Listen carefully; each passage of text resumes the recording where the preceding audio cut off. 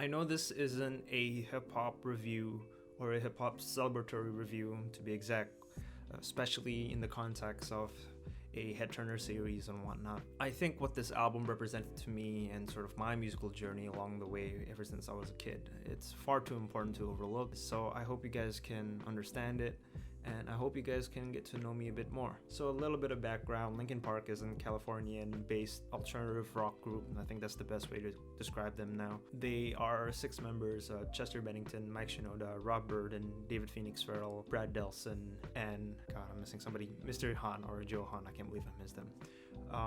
This is Hybrid Theory, and this is their debut album.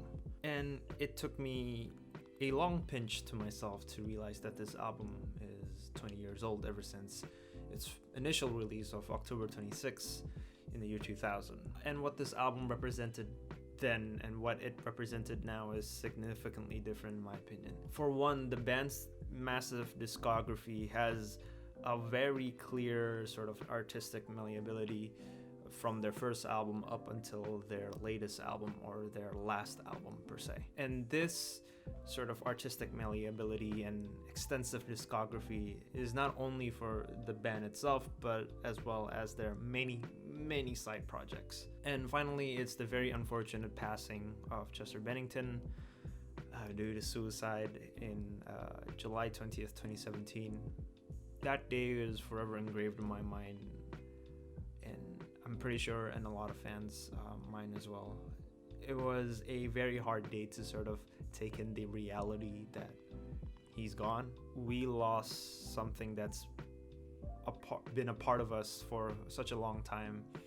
And to me, I lost someone that I really look up to. This was no easy task to get into context when the release of the sort of 20th anniversary or the rollout of the 20th anniversary campaign came about. For the 20th anniversary, to give you guys a bit of context, Linkin Park and their record label and other stakeholders and what have you released a bunch of sort of deluxe edition vinyl release and what have you, a body of work from their previous moniker calling themselves Zero, their Hybrid Theory EP back when the band was called Hybrid Theory before changing to Linkin Park, as well as the vinyl release of the Reanimation Remix album.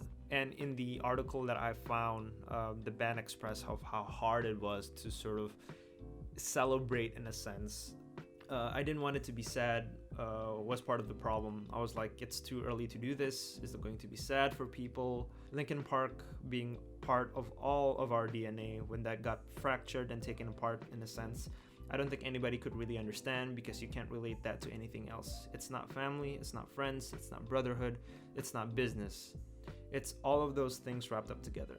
Going from that context for a bit, I think Hybrid Theory creates a beautiful time capsule of what the era was back then, and in this beautiful, I think 36-37 minute album. And it was interesting as well, sort of seeing how Hybrid Theory unfold, or Linkin Park's Hybrid Theory unfold to be specific. The band was called Zero before anything happened, and the lead singer wasn't even Chester. It was a gentleman by the name of Mark Wakefield. I remember reading where the band didn't felt like they clicked artistically, stylistically, so they had to let him go, looking for other lead vocalists. Lo and behold, through agents and other personnel and what have you, they got into contact with Chester Bennington all the way from Arizona, auditioned for Linkin Park. And I remember Brad Delson saying that he was immediately like okayed, because no other sort of auditioners hold a candle to his vocal prowess in a sense. And it was also funny, during the time in the making of Hybrid Theory, David Phoenix Farrell, the bassist for Linkin Park, was in another band called Tasty Snacks touring around. But you can't help but feel the after effects of Chester Bennington's death. The lyrics, the themes sort of mean another way.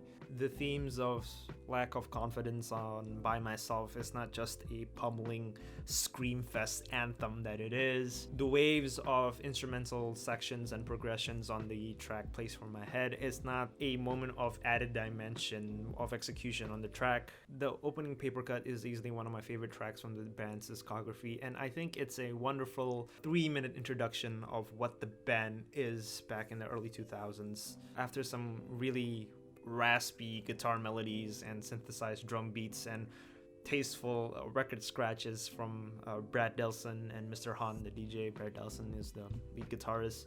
The band propels the listeners immediately with like thick and compact guitar playing by the whole company. It's just launching you into the song directly with no apology. Mike's verse and Chester's rapping, as well as Chester's backup rapping, it really takes into consideration of how much chemistry these two have. They're not just friends, they're literally brothers in a sense. The track deals with themes of paranoia, I think a bit of anxiety there as well. Appropriate, given the main meat of the song is Mike and Chester hollering out. It's like I'm paranoid looking over my back. It's like a whirlwind inside of my head. It's like I can't stop what I'm hearing within. It's like the face inside is right beneath my skin.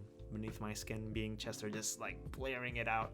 I can't sing it for shit because I don't have a master vocal skills like Chester does. This is the perfect introduction of what Linkin Park is, fusing rap, rock, metal, hip-hop all together beautifully, and again the way they feed off each other is so good to listen to. The track after One Step Closer, I believe, is the lead single for Hybrid Theory, and it's just the perfect follow-up to Paper Cut. The guitar riffs in the intro is chunky and dirty, and the what I can only describe as like a synthesized ambiance sound that Mr. Han puts in it is an added dimension and added layering to lift the track up a bit. The aggression of the chorus is so addicting to listen to.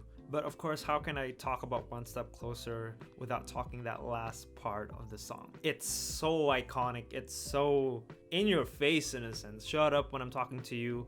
It's like a beckoning holler by Chester. Their heaviness doesn't always translate with a lot of seriousness like One Step Closer. It can translate to a lot of fun as well, and that's the case with the track Points of Authority. The leading electronic melody is so infectious and so addicting to listen to. When you hear the da-na-na-na, da-na-na-na, da-na-na-na, you know you're gonna have a good time. And once again, Mike's and Chester chemistry is so fun and addicting to listen to, seamlessly feeding off of each other. Of course, One Step Closer is a highlight on Chester's vocals, but Points of Authority also takes the cake here with Chester's vocal. He manages to juxtapose beautifully between the softer verses into the crescendo hard-hitting song and hard-hitting growls that he's known for in the pre-chorus and the chorus of the song. And that's sort of fitting considering a lot of the themes and messaging they talk about in this album, as I mentioned before. But in Points of Authority, specifically, it's about an abusive relationship.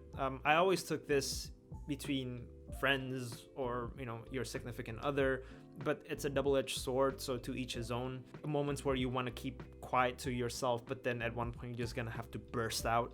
And going back to Chester's voice, and I know I'm repeating myself, it is absolutely top-notch, and it's absolutely one of his peak performances. I mean, if you want something mellow, they'll give it to you with My December, which, by the way, of all the track lists that's in Hybrid Theory, I think My December is one of the biggest anomalies. A lot of the songs here are heavy, but there are some sort of melodic moments, but it's still rooted in sort of that very heavy guitars and very aggressive personal rapping by Mike Shinoda or Chester Bennington. My December is one of the few moments, or the only moment in Hybrid Theory where it's literally really quiet and really somber. And if you want something aggressive, bombastic, and just in your face, they give you in tracks like Forgotten and By Myself.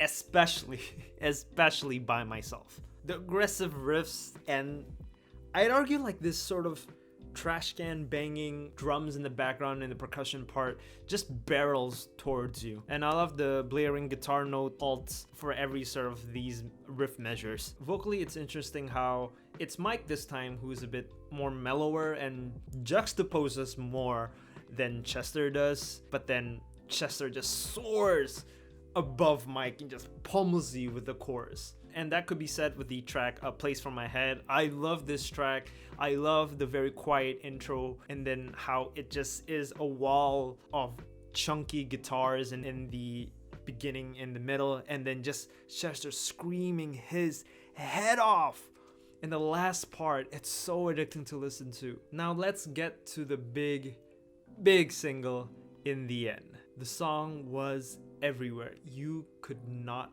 escape it, from the radio, from your friends, from your family. You know it, I know it, your friends probably know it, your mom and dad probably knows it. And I want to take this moment and sort of put this out. I know a lot of people, a lot of fans, me including, wanted Linkin Park to go back to this type of sound, or this heavy new metal sound in Hybrid Theory or Meteora, because they deemed the newer songs to be very light and what have you. And some of the reference point that they put is in the end. Funny, because they immediately reference a song which is one of their more poppier, more catchier, more lighter songs in their discography. So it's interesting, I guess, points that they want to make there. And going back to my point, you know the lyrics, I know the lyrics, your mom and dad knows the lyrics about wasted efforts and distrusts. Now, in terms of the overall momentum of this track, I think I can say is my least favorite track on this album is probably Crawling. Back then, I do love this song quite a bit, but then right now, I think it halts the momentum a bit for me. Personally, to me, the song is a bit too over the top. I think Chester's vocals and juxtaposition this time didn't work that well, in my opinion. Maybe it's because the core element of this song is carried by the piano melody and these electronic glitzy keys in the background. And if not mistaken, I think Chester himself actually said that this is one of his least favorite songs to perform. Is literally one note for every syllable. Crawling by skin. That's what I heard from himself. But with that said, despite sort of my complaints, it does still deal with very heavy messaging of drug abuse and just physical abuse. And this is appropriate given Chester's background in being abused as a child and his drug problem with I think cocaine, if I'm not mistaken. But with that said, it is a much better song in the context of an a cappella. If you look in YouTube, Google, what have you, it's just Chester and Mike performing the song, Mike being on the keys and Chester just screaming and singing his heart out. It's so haunting. It gives me goosebumps because I think you don't need so much instrumentals in the background. You don't need that much sort of glitz and synthesized electronic. The melody itself, when translated into simple keys, it's a lot more beautiful to hear.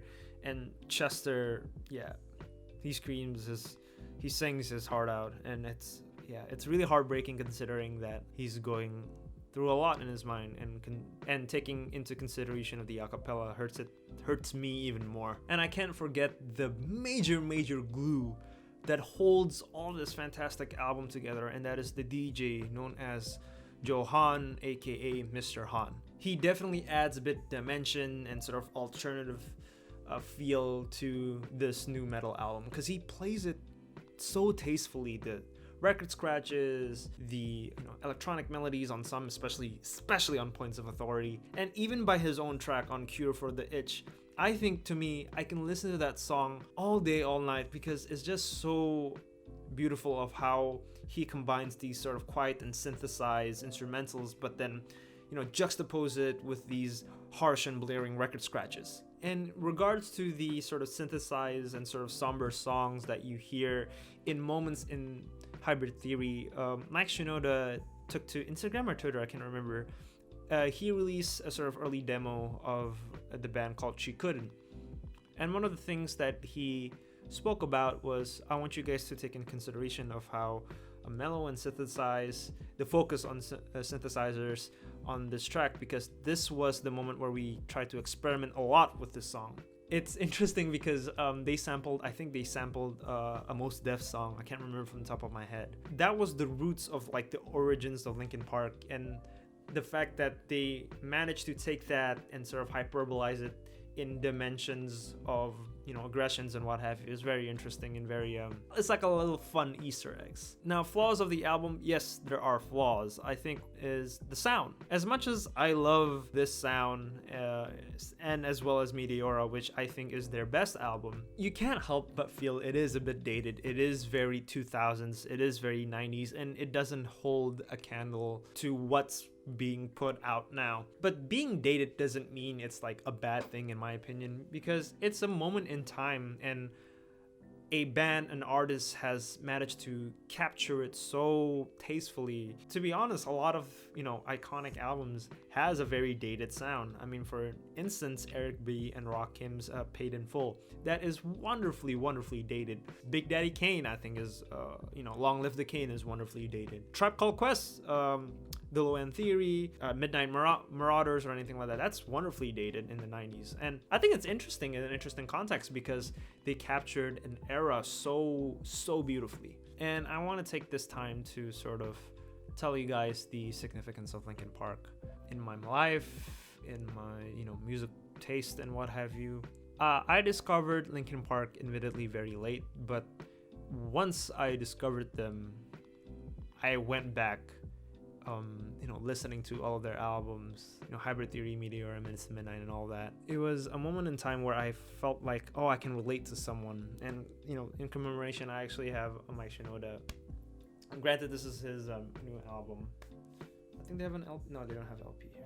And when Minutes to Midnight came about, again, I was like, okay, there's another, you know, body of work that I can relate to. 1,000 Suns came out. That was very interesting because it was a stylistic shift on what they usually do. Living Things came out, same thing. Then Hunting Party came out. They threw it back to this very heavy rock infused, metal infused body of work. One More Light came out. Yes, it's my least favorite Linkin Park album. I think a lot of people would agree with that. I think what's so interesting about Linkin Park is the fusion of genres. If it weren't for Linkin Park, I wouldn't like rap or hip hop, because through Mike Shinoda, you know, with Fort Minor and what have you, I learned about rap and I learned about hip hop, and eventually I started digging deep on my own. Granted, it's the general stuff, you know, at the time, like Eminem and 50 Cent and what have you, but that translates to like a Tech Nine, that translates to Sescrew, that translates to Brother Ali, A$AP Rock, and what have you. With Chester Screams, it got me a lot into metal, because I got used to that sort of this really loud and abrasive stuff. I didn't really like those kind of screams, but then, I don't know, something about Chester's, maybe it's the juxtaposition of his execution, but I immediately fell in love with metal. I mean, like, without, you know, Chester Screams, I wouldn't got into, yeah, this sounds really weird, but like, I wouldn't have gone into like Mayhem or Dark Throne or Baroness or anything of the sort, you know, my favorite metal bands and what have you. And if it weren't for like 1,000 Suns, Living Things, and I wouldn't be introduced and I wouldn't be interested into like electronic music, like One of Tricks Point Never, Igloo Ghost. And if it weren't for Mike Shinoda's playlist in his blog, I wouldn't have gotten into Death Grips, because he's the one who posted Spread Eagle Across the Block from their ex-military mixtape. So Linkin Park really influenced me in terms of just, you know, be experimental with what you like.